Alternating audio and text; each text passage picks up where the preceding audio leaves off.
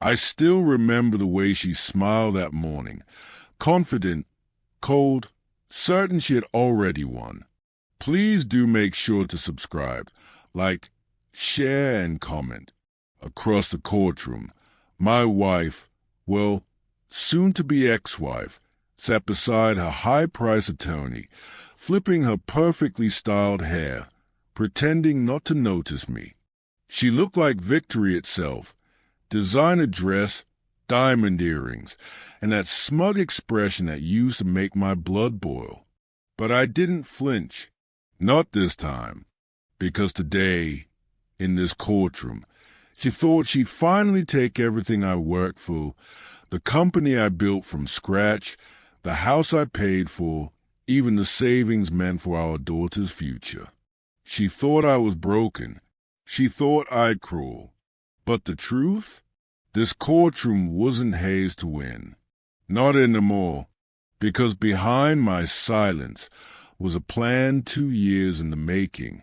I watched her whisper to her lawyer, laughing softly. She thought the world revolved around her charm, her tears, her act. She didn't even notice the way the judge kept glancing my way, or the quiet nod between us when court was called to order. That was the moment I knew she was about to lose everything. And it all started the night I found out about her betrayal.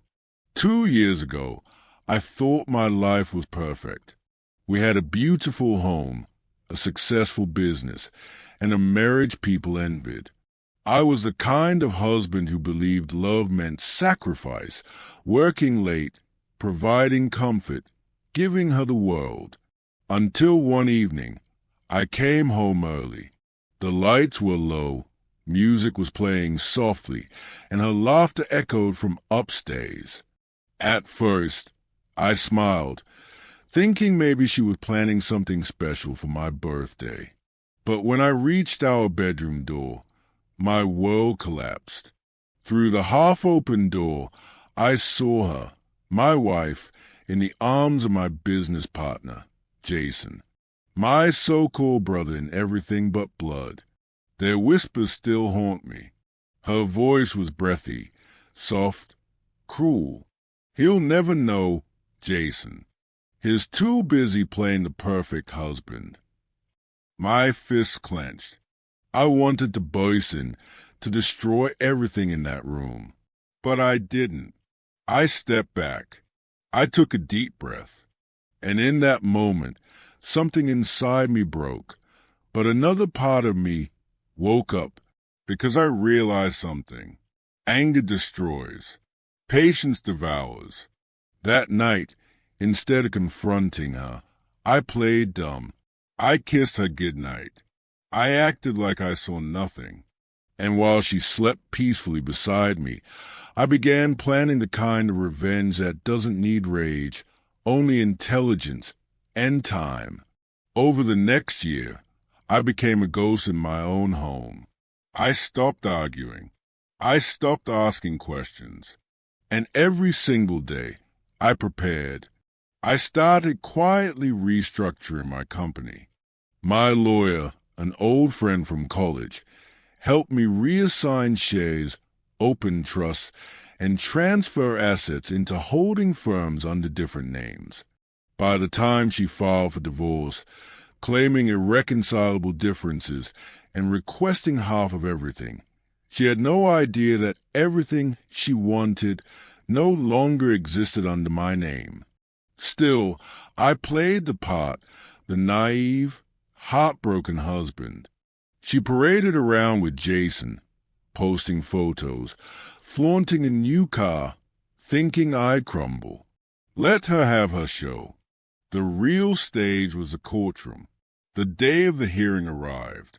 She wore white, as if purity could be faked.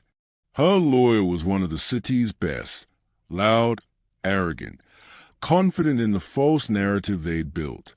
They painted me as an abusive, controlling man who neglected his wife emotionally. They said she deserved half my fortune, maybe even more. And she smiled. Oh, that smile again. But what they didn't know was that every accusation was about to crumble.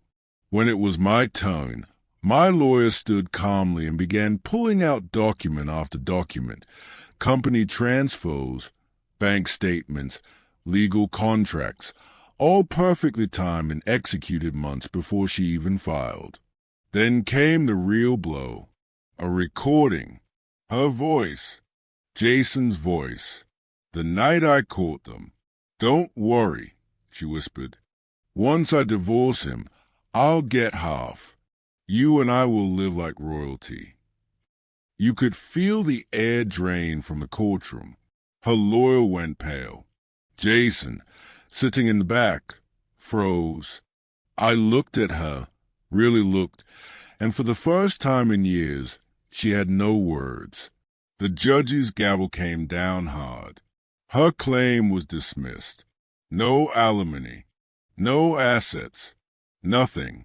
She sat there trembling, realizing the empire she thought she'd inherit was dust.